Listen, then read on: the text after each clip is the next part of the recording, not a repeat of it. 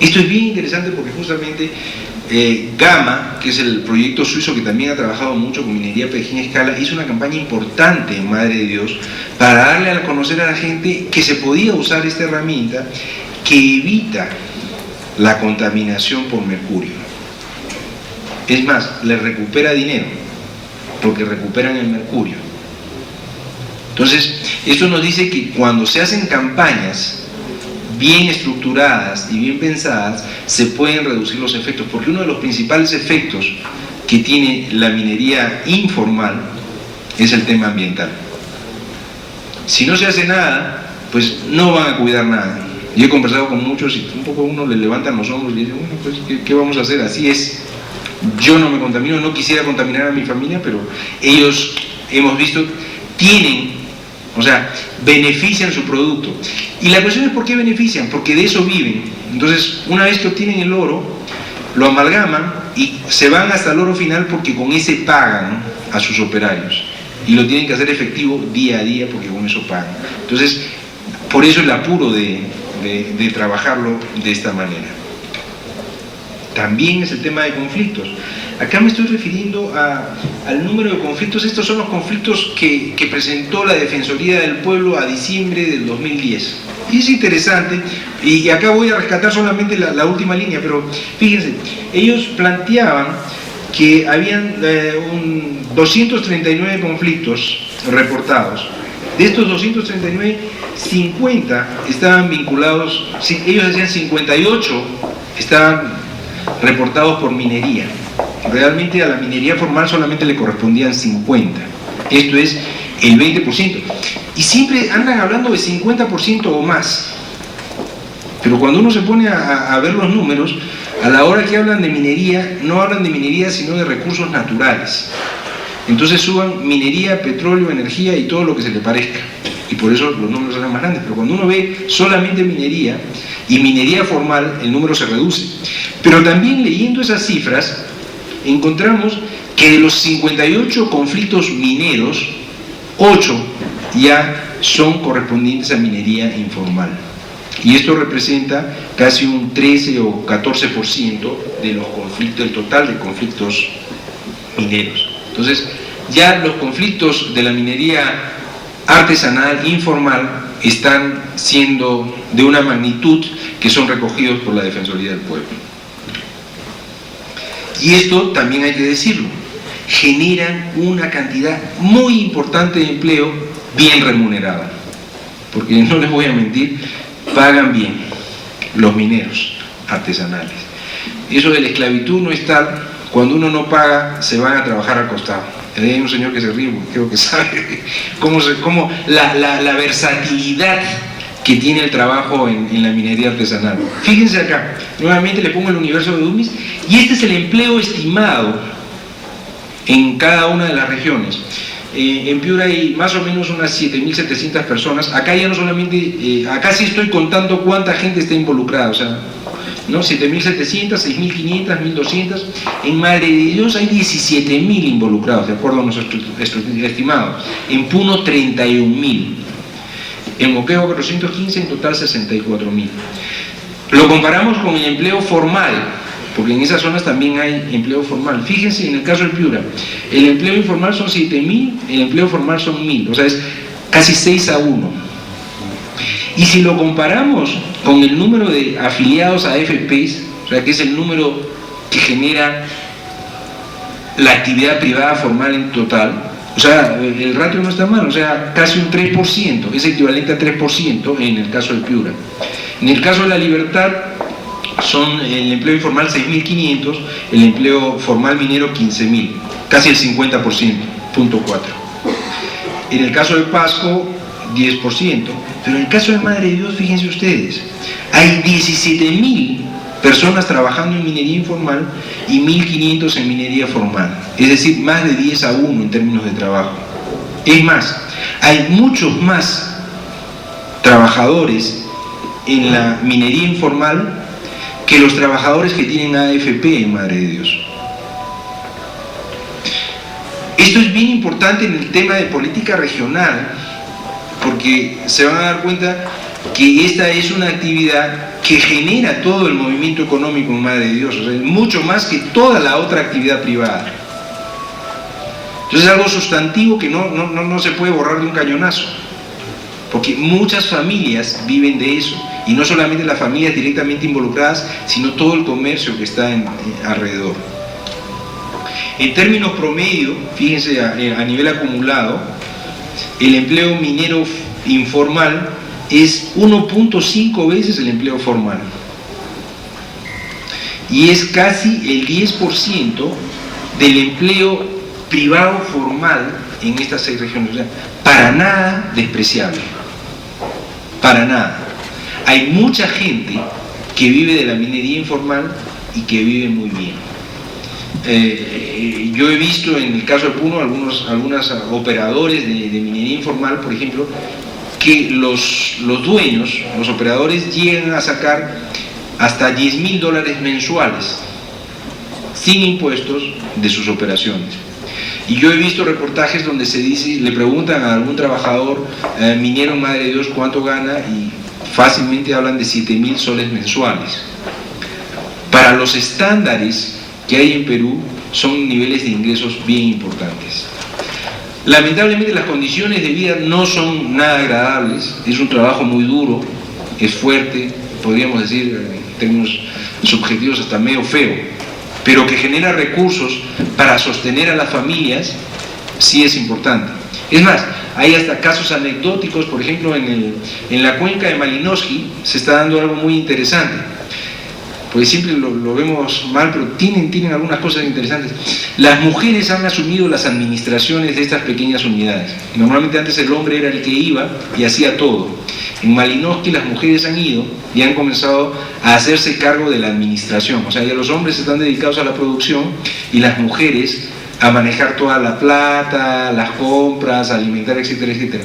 El punto es que ahora en esas familias la mayoría de los hijos están yendo a las universidades y tienen buenas casas en buenos lugares, tienen buenos coches y tienen un nivel de capital que muchos lo quisiéramos tener, porque en términos generales las mujeres en términos de familia son mucho mejores administradoras que los hombres. Es más, hasta son medias argolleras, porque ellas tampoco no les pagan a los obreros. Tienen que venir las mujeres de los obreros para recibir el dinero, y entonces se hace ahí toda una argolla. En términos generales hay un beneficio social interesante, es una realidad práctica que está dando resultados y se puede ir a observar porque son gente muy, muy amable. Pero los números son bien interesantes. El punto es, ¿qué cosas se puede hacer? Porque creo que no hay una respuesta única, pero hay premisas generales que se pueden orientar en acciones específicas. Por si acaso, las fotos que les estoy mostrando son de minería artesanal, de minería informal. O sea, este es un chute en Madre de Dios, y estos señores normalmente no tienen solamente un frontal, tienen varios cargadores frontales y varios camiones. O sea, el nivel de capital que manejan puede llegar al millón de dólares en algunos casos. O sea, mueven una cantidad de dinero importante y es conocido ahí en Madre de Dios cómo se hacen estas transacciones. Pero bueno, el punto es también un poco como planteaba antes, veamos qué cosas se puede hacer. Premisa 1, y esto es importante tenerlo en cuenta, porque también uno piensa que esto se puede corregir fácilmente y no es tan fácil. Los mineros informales han aprendido a moverse en el caos de la informalidad. O sea, hay mucha gente trabajando en esto y obtienen una rentabilidad bien interesante, nada despreciable. Sin embargo, reconocen su situación precaria. O sea, ellos saben que hay una situación precaria y que no tienen el derecho que les podría dar una estabilidad a ellos y a su familia. O sea, tienen esa cosa pendiente. Además del caos legal y económico que generan la minería informal, esta crea un elevadísimo riesgo ambiental que es conocido por los involucrados. Otra cosa que también no le he mostrado en las cifras, pero en el caso de la minería informal, antes se pensaba que había mucha migración y que casi todos los que trabajaban en esta minería eran de Puno o de Nazca. Resulta que esta es una minería relativamente sencilla y las comunidades aprenden muy rápido a hacerla. Entonces, normalmente es gente local la que desarrolla esta minería y que están en el campo, al costado. O sea, su casa puede estar a media hora, 15 minutos, 2 horas y están muy cerca y normalmente van y vienen. En el caso de Piura, por ejemplo, en el caso de Suyo, están allá al costadito, en Tambo Grande, los socavones pequeños que los tienen camuflados dentro de las casas. En el caso de Nazca también la cosa es así. Entonces, pero, por ejemplo, en el caso de Piura, concretamente, en el caso de Madre Dios también lo he conversado, donde hay una combinación de agricultura con minería, los comuneros también saben que están generando un riesgo para toda la comunidad. Porque el día que salga una traza de mercurio o cianuro en un mango en Piura, se les cae el cielo a todos, porque la mayoría también está muy involucrado con el tema de agricultura y con la agricultura de exportación. Entonces saben que se está corriendo un riesgo grande y son conscientes de que se debería hacer algo para reducir ese riesgo. Premisa 3. La represión pura tiene límites muy grandes. Eso también lo hemos visto en varios sitios. O sea, meterle la caballería, meter al ejército, puede ser un día, una semana, pero eso cuesta mucha plata. Después se van a tener que retirar. Los pequeños mineros normalmente van a ir, estoy haciendo una caricatura, a sentarse a su casa a ver cómo están los otros señores. Cuando los otros se retiren, ellos van a regresar a su zona de trabajo. Y la foto de la señora esta es para decir que toda la familia está involucrada. La señora ahí que tiene cara de mal es una señora que trabaja en la libertad, pero es toda la familia la que está involucrada. Gracias. Entonces, premisa 4, hay que conciliar diferentes intereses en principio, si es que se quiere arreglar el tema de los titulares mineros, de los informales, de los titulares de superficie y de las comunidades.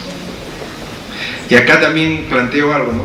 Si los astros se alinean, porque acá tiene que haber una combinación de factores que a veces es difícil de lograr, porque esto tiene una serie de implicancias, creo que definitivamente hay que revisar y simplificar el proceso de formalización. Lo he discutido con alguna gente experta, definitivamente fue un avance la ley que se dio para la formalización, pero hay muy poca gente que se logra formalizar porque es muy complejo. No sé si ustedes, alguno ha estado involucrado en esto, formalizarse es bien difícil. No conozco a nadie que se haya formalizado solo, ni una sola persona, ni una sola unidad. Todos han necesitado ayuda para llegar a la formalización, número 1. Número 2, el tema no es barato, es caro. Y también a veces hay empresas, en el caso de Patás, por ejemplo, en La Libertad, Poderosa hizo una campaña de formalización y formalizaron a varios mineros artesanales. Y ellos, la empresa, fue la que promovió y trató de hacer las cosas. Alguna vez estuve hablando con la empresa y la persona encargada me decía: Carlos, me están pidiendo un estudio hídrico del Alto Marañón para formalizar a alguien a quien estoy dando 1 hectárea para explotar. Digo, si quieren que formalicemos, esto es absurdo. Esto no se lo han pedido ni a Poderosa y se lo están pidiendo a alguien que tiene 1 hectárea, o sea, no tiene sentido. Por otro lado, ahí les pongo, a la fecha solamente hay 15 productores mineros artesanales que están con contratos de explotación. Cuando yo pregunté el número antes de venir, le digo: oye, esto no puede ser. Hace 6 meses habían 150. ¿Cómo es que ahora solamente hay 15? Sí, pues es que habían 150, pero como los contratos de explotación son de 2 años y ya caducaron, perdieron su condición. Entonces, en este caso inclusive, la empresa que ha estado tratando de empujar esto tiene que volver a hacer todo el trámite para formalizar a la gente, y no son trámites sencillos. Y otra cosa importante también para formalizar, por las condiciones que les he dicho, es que hay que ofrecer alternativas rentables para los actores involucrados. Hay mucho dinero de por medio.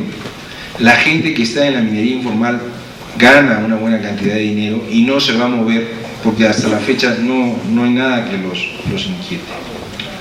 En todo caso, tengo poco tiempo, estas son las cifras ya región por región. Fíjense ahí en el caso del Piura, básicamente la minería es el tipo de actividad y dónde están concentrados básicamente en la zona de Ayabaca, en Suyo. Esta es la información de La Libertad, ahí también hay una distribución muy grande. Si se fijan, en la mayoría de las regiones hay minería artesanal en todas partes. La metálica normalmente se concentra, pero hay una minería no metálica que se da en muchas partes. Inclusive en el caso de Moquegua hay mucha minería de conchuela, por ejemplo, o de cal, que es bien importante, pero es informal. Esta es la minería en Pasco, que es más bien de socavón, muy metálica. Esta es la de Madre de Dios, y ahí les he puesto dos ejemplos, ¿no?